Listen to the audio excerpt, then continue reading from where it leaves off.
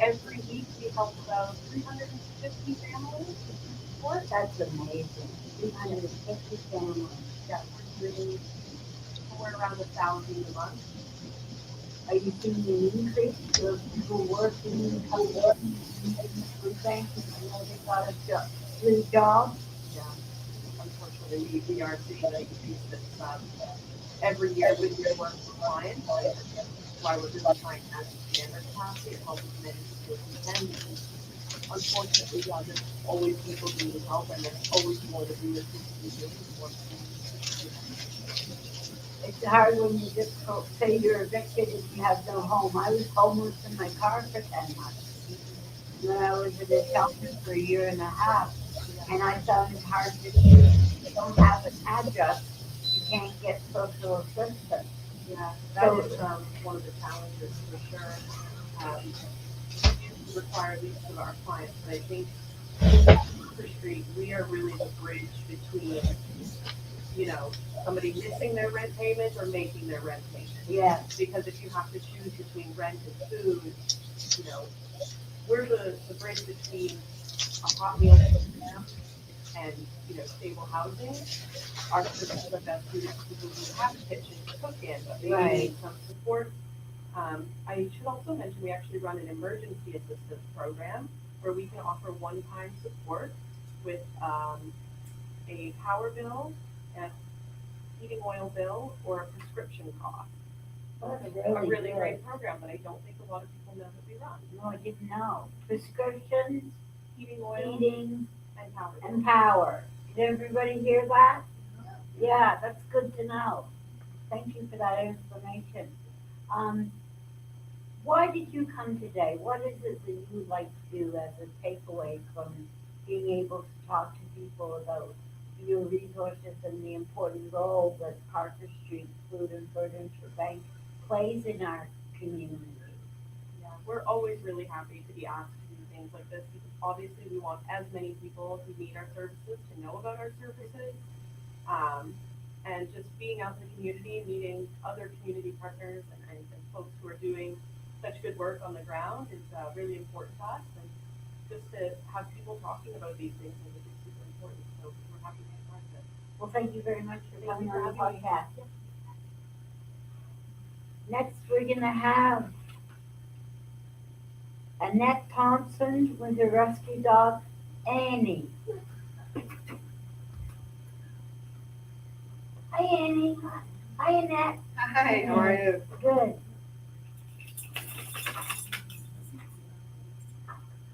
Hi there.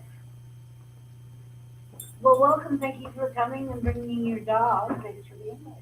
I just wanted, maybe you could just introduce yourself to the audience and what you do and why you do it.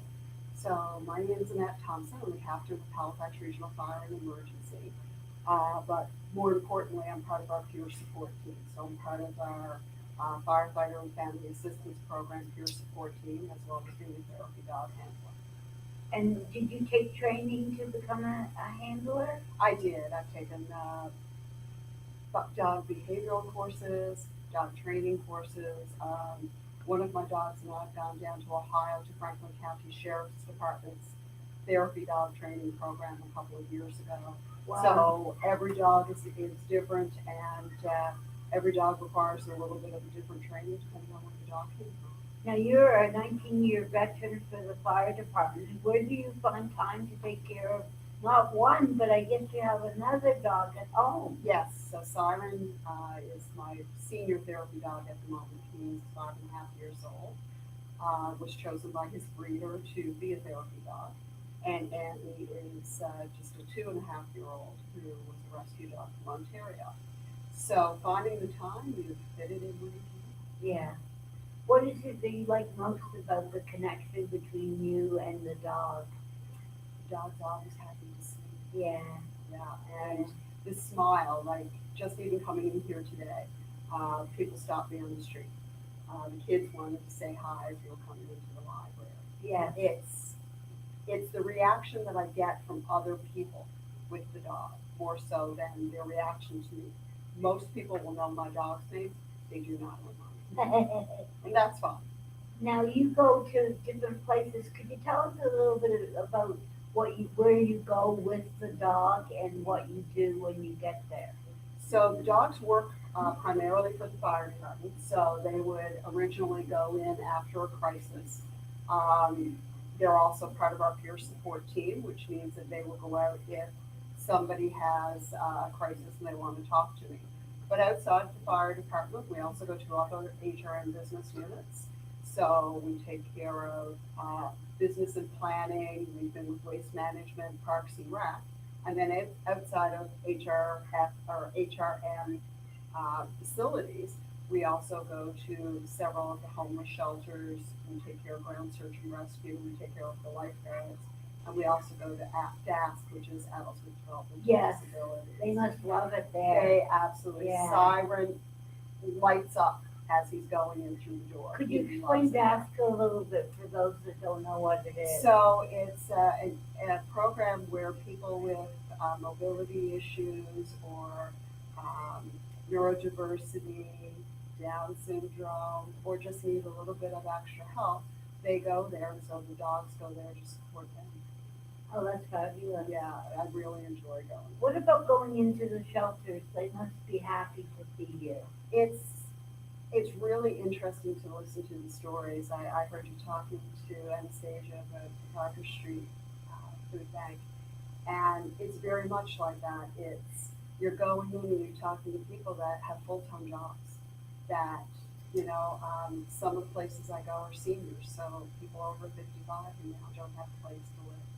And you're sitting down and you're having a conversation with them as they're petting the dogs.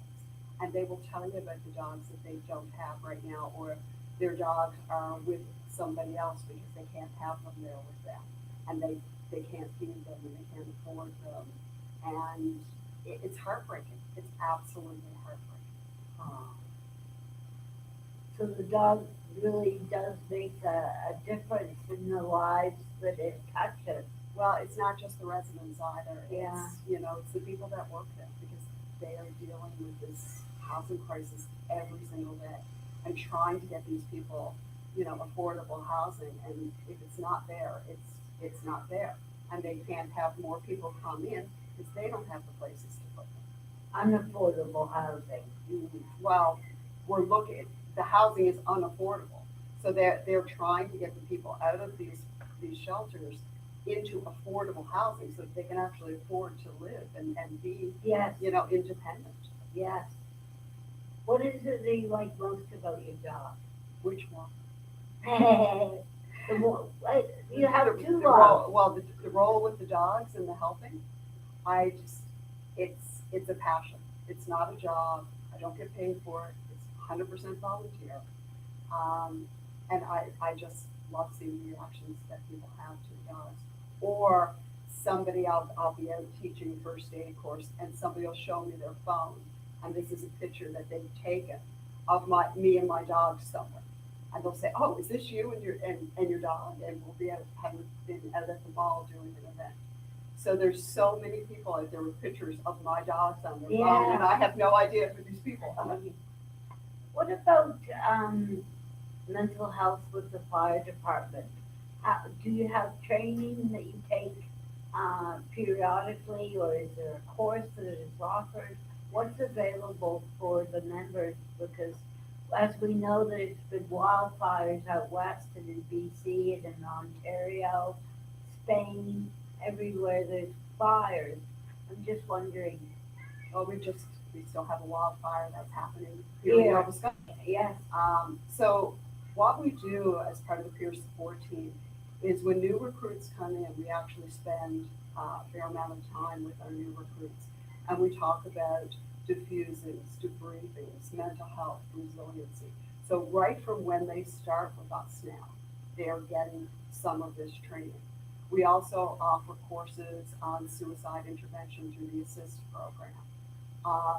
And then we have our firefighter and family assistance program that provides extra help if we need to do referrals to different psychologists, social workers, that kind of thing.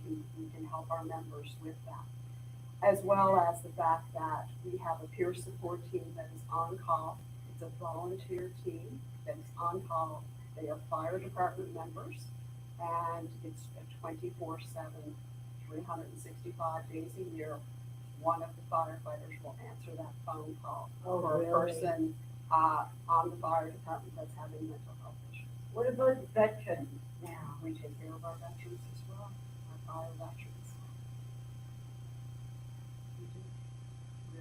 We're very active, making sure that we're supported as much as we can through our peer So you're support funded, system. provincially? No, we are not funded provincially. No, federally? No. You're not funded? We have municipal support. We have part of our pension, and not our pension plan, part of our benefits plan provides us some money that way, and then there's social care support. But Oh. really and truly, we are not funded anything. And your funding got cut recently, Which one? funding for the dogs? No, there was very little funding for the dogs. It didn't get cut, it just hasn't been there.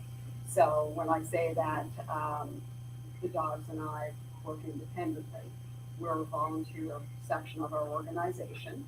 HRM has been gracious enough to give me a little bit of money to help pay for the dogs' insurance. Yeah. But the dogs have never been fully funded. No, that's something that's been Do completely. you own the dogs? I do own both You of the do own dogs, both so of the dogs. I own the dogs, I train the dogs, I feed the dogs, I bathe the dogs, I groom the dogs.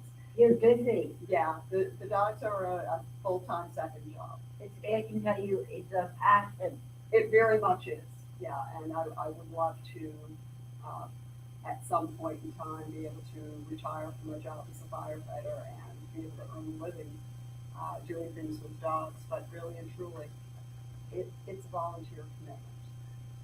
Are you the only volunteer? No, I am not. So there's another volunteer firefighter. His name is Leighton Duke, and he's also a handler for our peer support team. So he also, he will take Siren, my other dog. Right. And he'll do events or be part of our crisis team. So one of the things that we have put in place is the fact that to be a therapy dog handler, you have to be trained through our crisis team.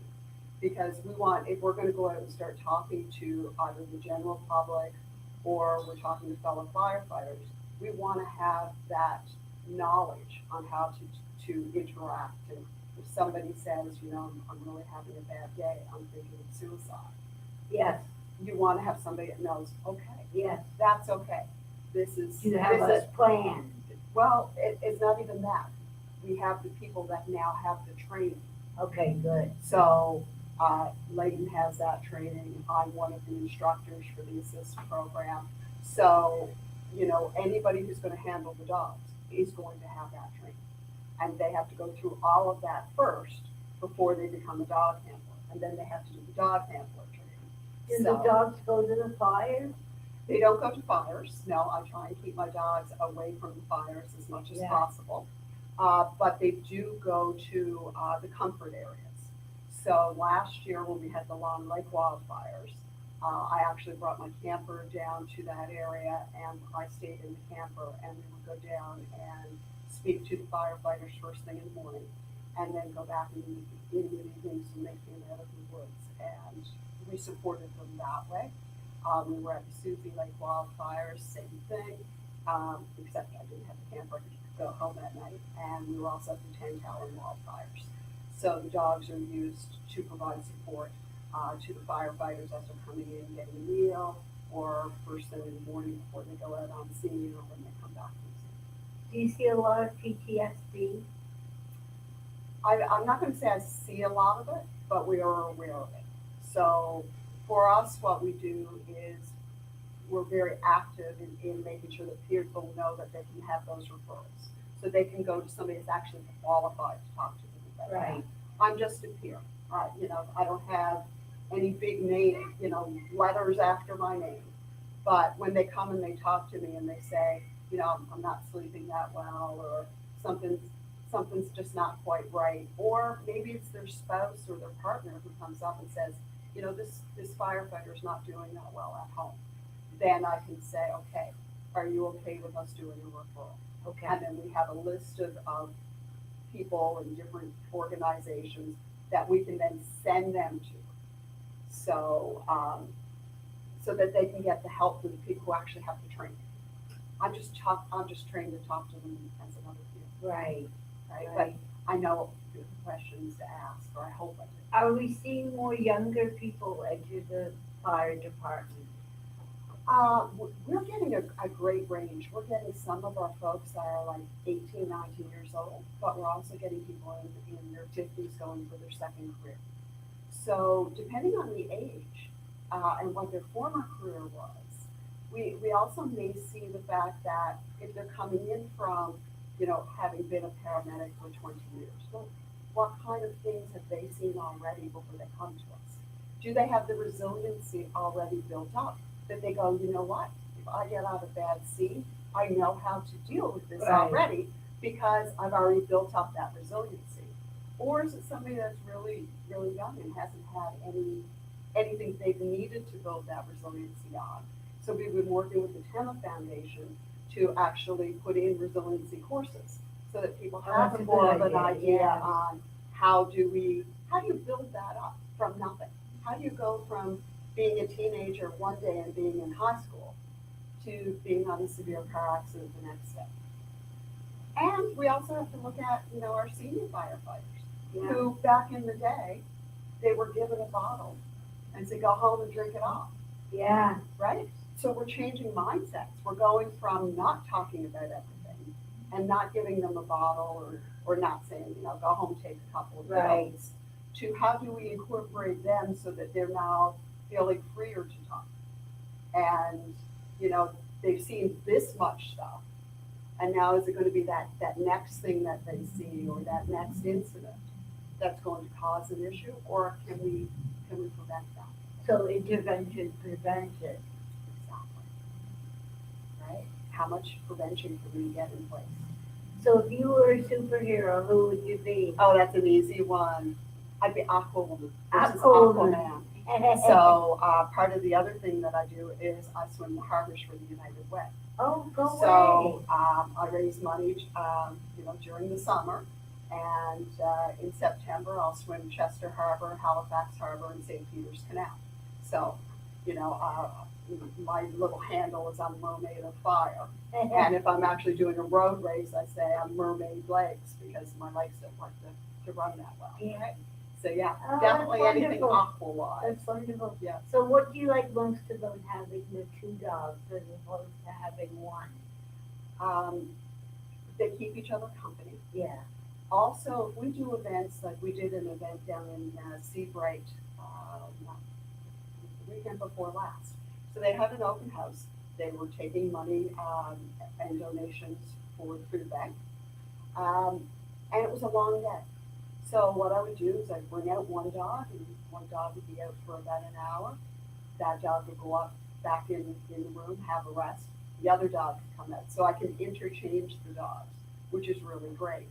The other thing is they both have very distinct personalities. yeah. So you'll find that some people will be more drawn to Siren. He's big, he looks like a big bear, he's a bit of a goof. Annie is a little more serious, she's a little smaller, so I find that, they both have their individual personalities, and you'll just see people gravitate to each dog a little bit individually. What about children and the dogs? Children love the dogs, and they're so good with them.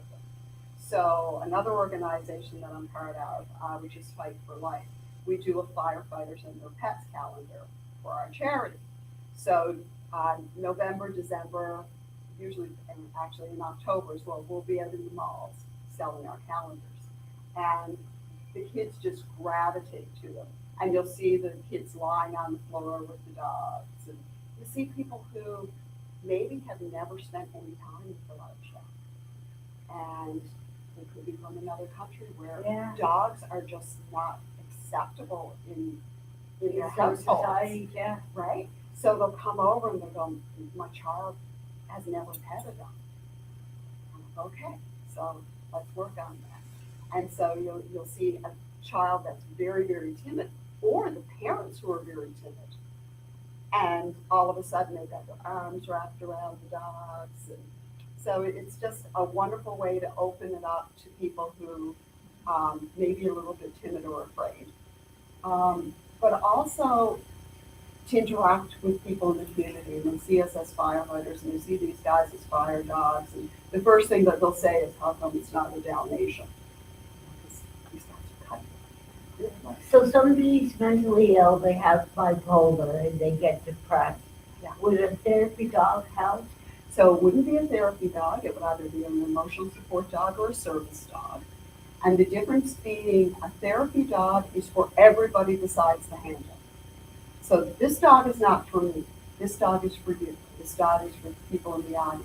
This dog is for the firefighters. Whereas somebody who has an emotional supporter or a service dog, that dog is concentrating on that person only. Okay. And then, yes, 100%. So by petting a dog, it lowers cortisol levels, which are your bad stress hormones. It lowers blood pressure and heart rate, and it increases oxytocin. So oxytocin is a feel-good chemical. It's a bonding chemical. So when you see people that are out in the public and they have these dogs that are either service dogs or emotional support dogs or PTSD dogs, that is for that particular person alone. You don't pet those dogs. They're not, they're concentrated on that owner specifically. And so what's in the future for you and your dog? What's in the future? Well, we've got an open house in Austria Lake at the end of August. They're also collecting money for the food bank. We're pretty much out in the community every week, 2 to 3 different visits a week. I know that these folks here are looking forward to a good run because they did get a good run this morning in all the rain that we had. Will you take them for running? Pretty much anywhere in the Porter's Lake area. Yeah. In the fall is when we do most of our hiking, and that these dogs are just too hot in summer for us to do much. So we've got a trip planned to Newfoundland in the fall, and we do a lot of hiking and camping right up until December. So do you have friends come with you, or is it just you and your dog? Well, a lot of times just me and the dogs. Yeah. You're kind of like the Jane Goodall who had the gorillas. Well, it's me and the dogs, and the solitary, being out in the wilderness. We did a lot up in northern New Brunswick last year. If somebody here wanted to make a donation to you, how would they do it for the dogs? I really don't know. I guess get hold of the fire department and get hold of me through that. Well, thank you very much for Oh, you're coming very on. welcome. Thank Yeah. you. Thanks, Amy. She's sitting there with her paws crossed. I'm gonna looking do very the side, ladylike. the jaw for the door prize now. I just have to go get the ticket. I'll be right back.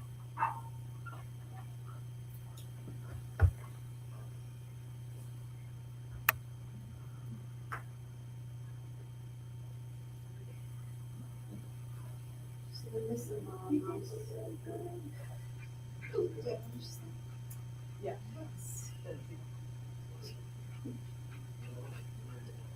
We do collect the donations if anybody wanted to make a donation to the Mental Health Society. I'm waiting for government funding. I've been doing this since 2020, and I was homeless in my car for 10 months, and I go to a resource, and it was either there or gone. And so I was a homeless person my friend said, you're a homeless person with a car and a cell phone. And I was lucky that I had both, but it took me a long time to get into the bridge. And now I'm living in Samuel Prince Manor. It's a seniors complex, and I've been there 2 years, so I'm safe. I overcame homelessness, and now I want to do these lunch and learns to get people out to talk about the resources in the community. And having you here today means a lot to me. I thank everybody for coming. If you'd like to grab a ticket from the grab a ticket. Oh, this is, I see, okay. All right, if it's my own, what happens? I'll take it. All right, I keep it. You go. Okay. If everybody check their tickets. 130152008. Mystic like that much. Gotta be somebody here. Somebody asked me, 907. 130152008. You can't find your ticket? It's here somewhere. Probably your It's ticket. gotta be yours.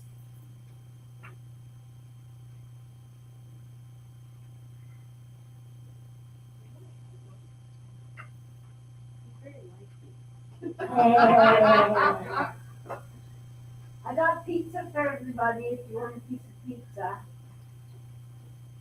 It's from Alexandria's. I have a silent auction here, and there's some good prizes as well. If you like wine, Rocket Winery and Domprey Winery donated, 4 people for testing in the valley. Okay, I'm gonna draw Okay, found the ticket. What was the number? 130152008. Oh, that is my ticket. It had to be. You know.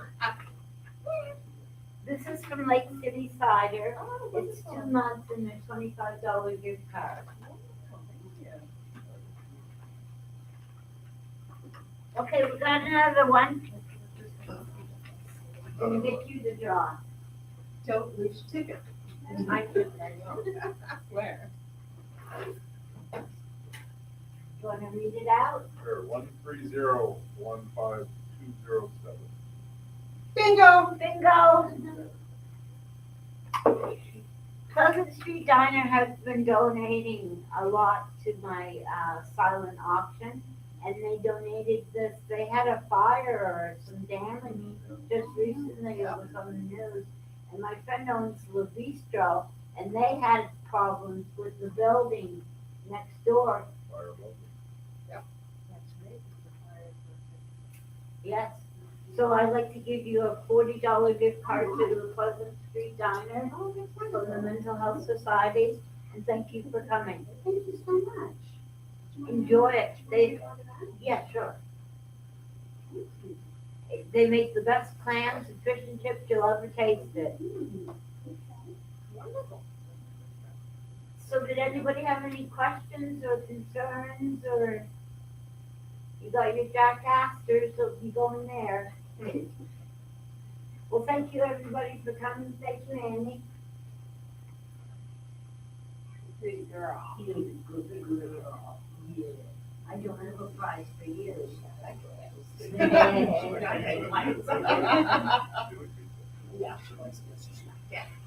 And this is Jeff Dion. He's my soundman that's been with me on my journey.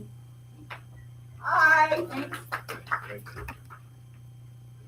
What time is it? Yeah, really in trouble. I'm a big topics person, and I'm a big problems person, so I'm like literally scraping out and let the dogs get the process right. Like green pepper. And now, Civic girl, yeah. You would. You could say hi. oh, Say hi. Bring you in for a staff. Yeah. I thought I had, I know, I forgot to bring my cards. I have a marketing kit. I was gonna bring some pamphlets and then. I'm hungry, are you? Yeah.